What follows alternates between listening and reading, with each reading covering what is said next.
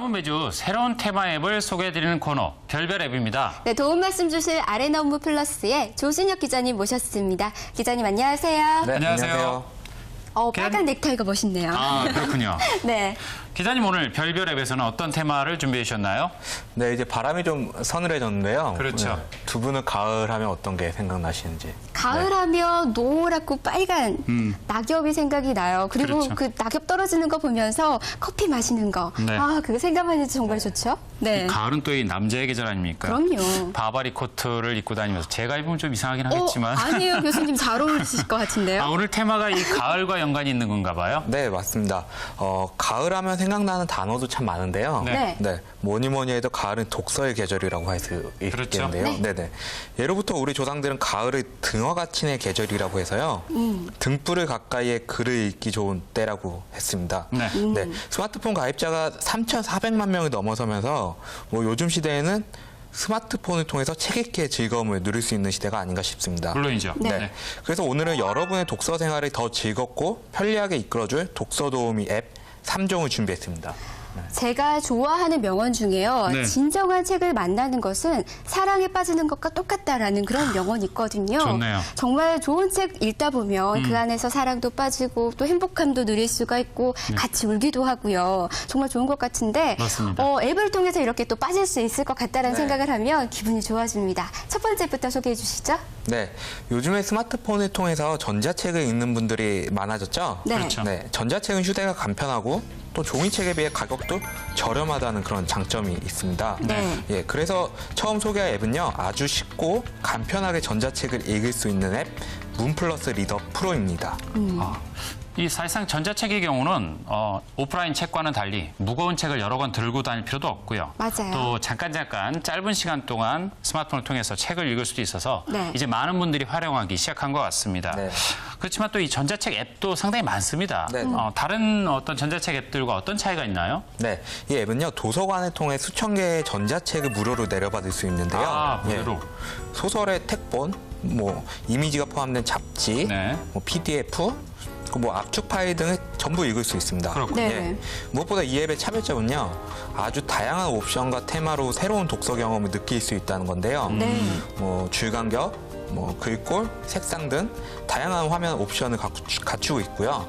뭐 자신의 취향대로 책 화면을 바꿀 수도 있고요. 네. 네, 또 다양한 테마를 제공하니까 주간, 야간 모드로 설정을 바꾼다든지 다양한 배경 이미지, 책 표지 등을 통해 나만의 책을 꾸밀 수도 있습니다. 네. 네, 또 페이지를 넘길 때마다 애니메이션 효과를 나타나게 할 수도 있고요.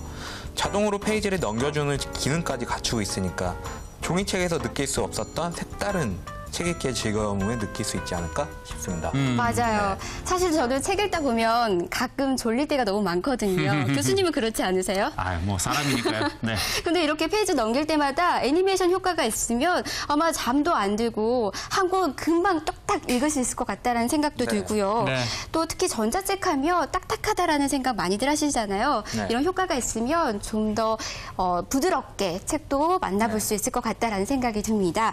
그럼 이 밖에 또 어떤 기능 즐길 수 있을까요?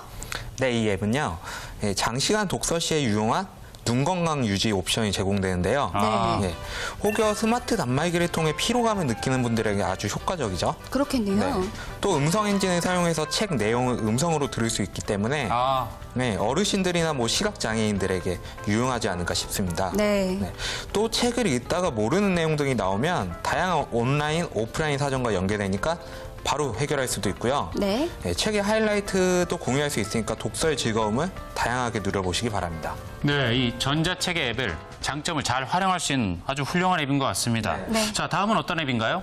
네, 두 분 혹시 뭐 책을 읽거나 빌리러 도서관에 자주 가시는지요? 저는 당연히 대학원 공부하면서 네. 도서관 진짜 많이 다녔거든요. 책 이만큼 쌓아두고 앞에서 셀카 찍고. 아, 셀카가 포인트였군요. 그렇죠. 근데 공공도서관 가면 책도 마음껏 빌릴 수가 있고요. 또 뭐 내가 원하는 책도 다양하게 읽을 수가 있어서 그건 정말 좋더라고요. 뭐 도서관의 내용을 소개시켜 주려나 봐요? 네, 맞습니다. 네. 그래서 이번에 소개해드릴 앱은요, 네. 전국의 모든 공공 대학 도서관의 책 정보는 물론 네. 전자책 대출 서비스까지 이용할 수 있는 도서관 전용 앱입니다. 리브로피아입니다. 사실상 도서관에 방문했다가 내가 원하는 책을 찾지 못해서 당황했던 적도 많은데요. 네. 뭐 미리 책 정보를 다 알 수 있다니 상당히 유용할 것 같습니다. 네. 구체적으로 기능을 좀 소개해 주시죠. 네, 이 앱은요, 신간을 포함한 약 1만여 종의 공공도서관 전자책을 무료로 대출할 수 있는데요. 아, 맞네요. 네, 국내 최대 규모의 무료 전자책 대출 서비스입니다. 네. 또 뭐 전국 109개 공공도서관, 103개 대학 도서관의 실시간 열람시 좌석 정보도 제공하기 때문에 네, 도서관에 자리가 있는지 없는지 미리 확인해 볼 수 있고요. 네. 도서관이 소장 중인 도서를 검색하고 대출 여부도 미리 확인할 수 있으니까 아주 유용하죠.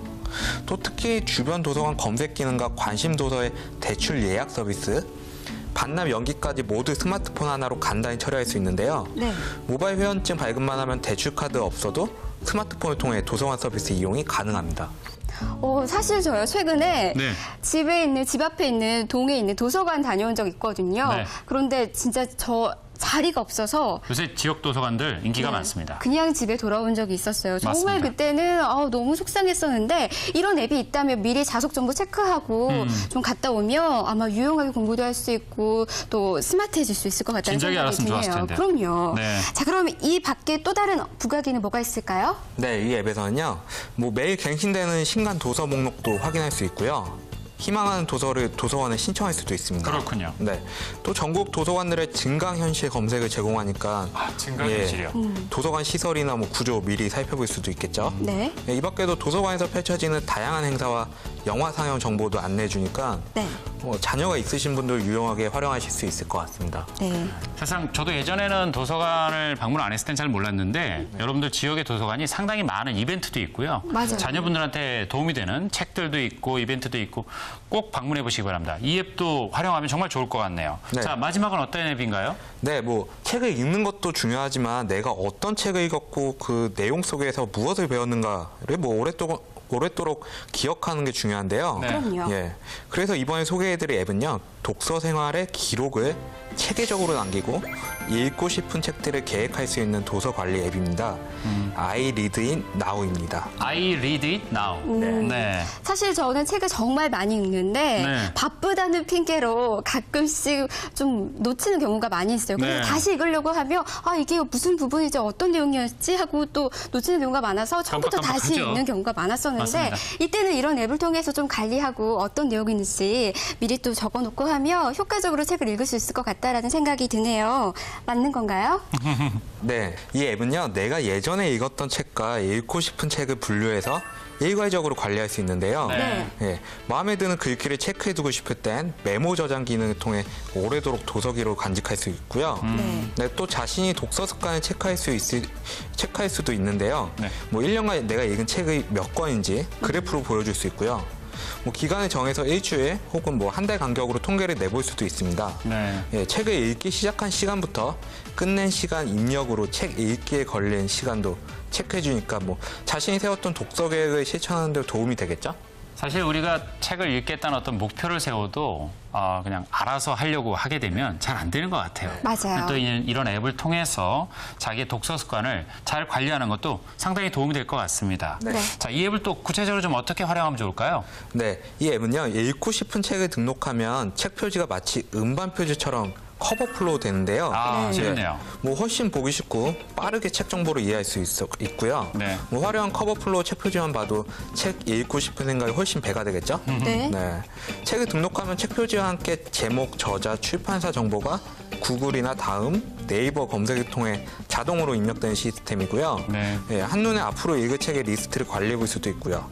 마음에 드는 책은 뭐 메일이나 SNS를 통해 지인들과 공유할 수 있으니까 더욱 즐거운 책 읽기 가능하지 않을까 싶습니다. 맞습니다. 사실 우리나라가요, 성인 10명 중 3명이 1년에 단 한 권의 책도 읽지 않는다고 합니다. 네. 참 안타까운 현실인데요. 안타까운 일입니다. 이런 앱들을 통해서 스마트한 그런 책 읽는 습관도 길러보시고요. 또 가을이잖아요. 그렇죠. 네, 여러분들의 마음에도 풍성한 양식 많이 쌓아보시길 바랍니다.